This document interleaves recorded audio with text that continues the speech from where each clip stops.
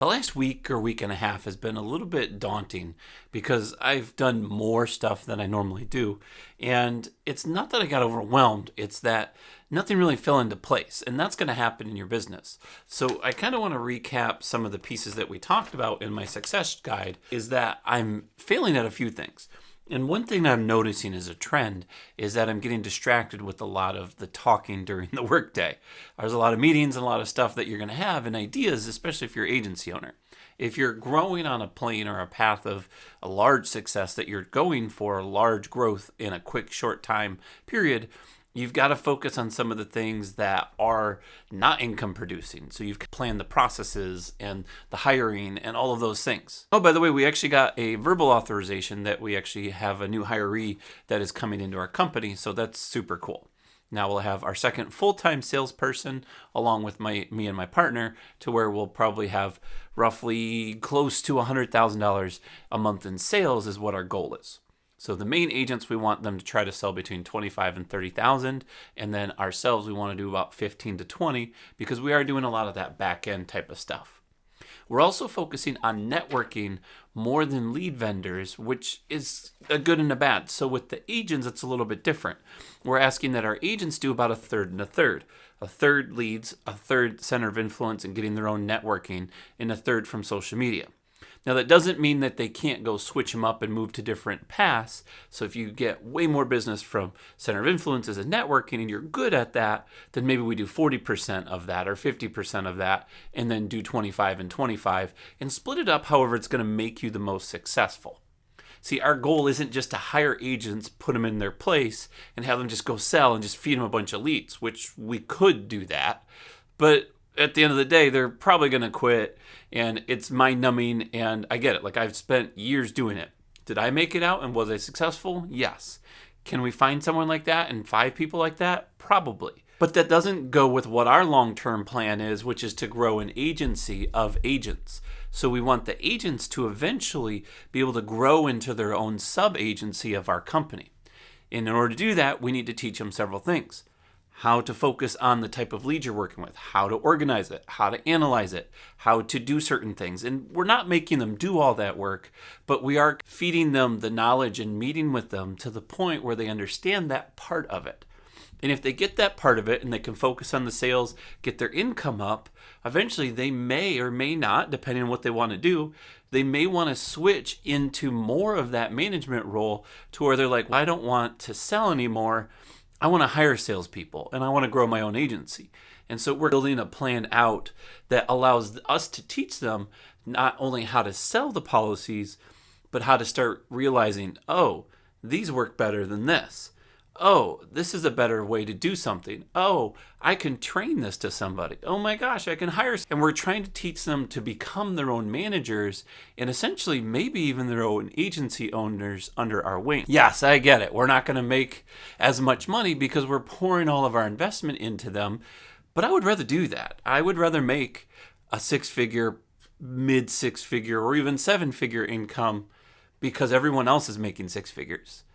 That's not the typical insurance model. The guy at the top, the boss, the head honcho, has a VIP maybe if you're that big, and those people make the money. All the sales agents work their butts off, and some of them make money.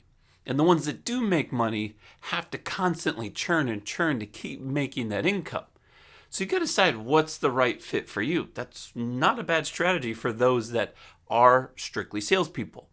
The downfall is because we are doing a lot of processes and we are testing another CRM system. We're actually meeting with one in the next couple days, and we have our own CRM system, and we've got like what we call a white label CRM, and it's like you buy a whole package up front and you customize it, and we've got that, and it functions about 80% of what we want, but it just doesn't do some of the things that we need it to do, mainly tracking. And that's a big piece that you can lose your shirt on is if you don't track the way that your leads are going through. Yes, if it's just me and it's just you on there and you're just working on a couple leads and you're doing even 5 a day, you can track that mentally. You know where you're at with leads. But if you get 4, 5, 6, 12, 20 people, it's a lot more difficult. Every shift that you make makes a big impact. So if a 2% conversion could be an 8% conversion, you're talking hundreds of thousands of dollars that you're either gaining or losing based on what you're tracking. So part of the processes that we're putting into place is to prevent that in the future. Yes, it's costing us tens of thousands of dollars now, but it could gain us millions of dollars in the future. Be careful. The downfall to that is we have to have enough money to survive. If we spend all of our time focusing on that piece to spend the tens of thousands of dollars to gain the millions of dollars, then we could fail. Like, we could literally bankrupt our company by doing the wrong choice and spending too much time on that. So my partner and I do have to focus and hit our goals, and at least one of us, if not both of us, can amplify what we do. Last month, I sold almost $30,000 worth of business. That's double what I was supposed to sell. He sold a little bit less, but still did good. So we netted a way better opportunity for us. And if we can keep doing that going forward until the point where we can pull ourselves out and be more of that management phase because of the renewals coming back. You may not want to hear about that. That's the strategy and the whole thought process. I could tell you everything we're doing, and probably no one could implement it because it's stuck up here and it's starting to go on the paper to where we are going to build a model out. I honestly would love to, in 10 years, have a box I can hand to somebody and say, poof, there's your agency. We almost guarantee it's going to be successful because X, Y, and Z. Here's all you got to do. Plug these 10 pieces in, hire these 5 people, and you're good to go.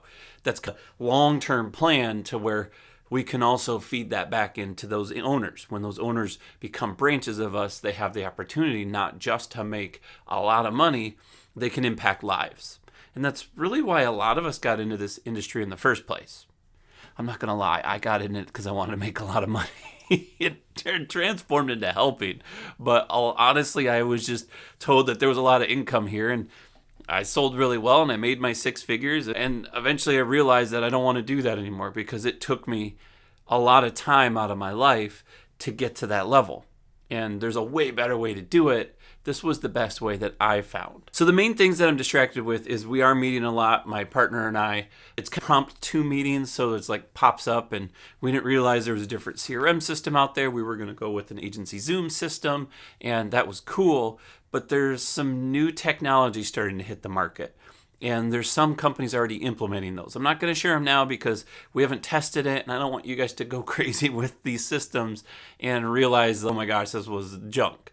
We'll find out pretty quickly if it's junk with us, and then maybe we'll warn you not to use them. On the positive note, I caught up with all of my social media on Monday. So I've got all of my videos recorded. I'm out 2 weeks because we post 1 video on our main channel every week that is insurance related. So I've got those done. I made a few shorts for an interview that we did. And so now I've got the 3rd week. This Thursday, a video will go live, and I have next Thursday already posted and ready to go. So on the next Monday that we have, I'm going to be working for the next and next Thursday and get 2 of them knocked out. So I'm 3+ weeks in advance. That opens up my schedule to do a social media plan that we've factored in that we want to do. We're going to have a ton of media going out, and we're already getting the positive feedback that, oh my gosh, we see you guys everywhere. Because we are going to own the city that we're in, and we're going to grow the business internally from that city.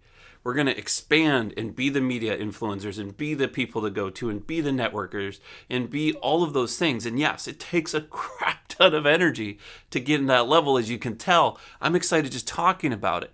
There's just so much going on in there. I'd love for you guys to follow the journey. If you aren't already subscribed, definitely hit the subscribe button and follow what we're doing as far as the path that we go. Who knows? Maybe you're in our area and we'll end up hiring you next. That would be awesome if we get some people from social media that just fall in love with our content and then want to work with us. In the meantime, I started this Nas.io system, and I don't know if I love it.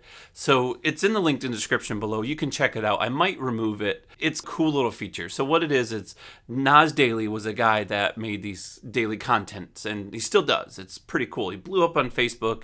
I think he's getting like 50 million views a month, and they strategically across 7 or 9 platforms post these 1-minute videos. They've been doing it before shorts were a thing. Part about that is they decided, because they're so large, that the platforms don't own the content like they do, but they won't share it with you. So I can never get your email, I can never get your phone number, all of that stuff. So they built a platform that sits on top of a Facebook group, sits on top of Discord, sits on top of these technology pieces to where now they can have you sign up and you fill out a form that gives me your name, your agency that I asked for, the phone number to you, and the email. So now when I put a live video out, I can text you, or I can send you a message, or say, hey, there's a video that you might be interested in. And maybe once a week I send a newsletter or something like that. But it doesn't actually do anything. It's like a graphic user interface that goes on top of the platforms. There's a little chat thing in there, and I don't fully understand it, but I don't know if I'm going to stay with it. I feel like most people won't fill it out. I don't know. Let me know in the comments below. Would you follow that? You can check it out. I actually have a link to it now. It's nas.io, and I think it's /Mark Flockhart or Mark W. Flockhart. It's in the description. Let me know if you're interested in that. Would you actually be interested in that? And would you give out your data to work with an influencer? Or are you still in that model, which I still believe works, is where you want this paper, right? This sheet that I created and mimicked another one, but put my data into for an agency. And do you want that for free? Like, would you give up an email? Not necessarily that setup, not signing up there, but would you rather do email marketing and just say, hey, give me your email.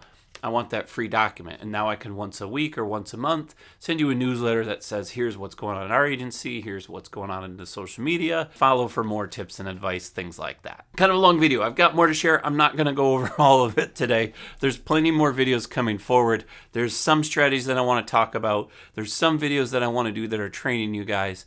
Let me know what questions you have, any comments, suggestion, anything that you think that would be a good benefit to other agency owners that are looking to grow their insurance agency. That's enough for now. I'm Mark W. Flockhart. I'll see you soon.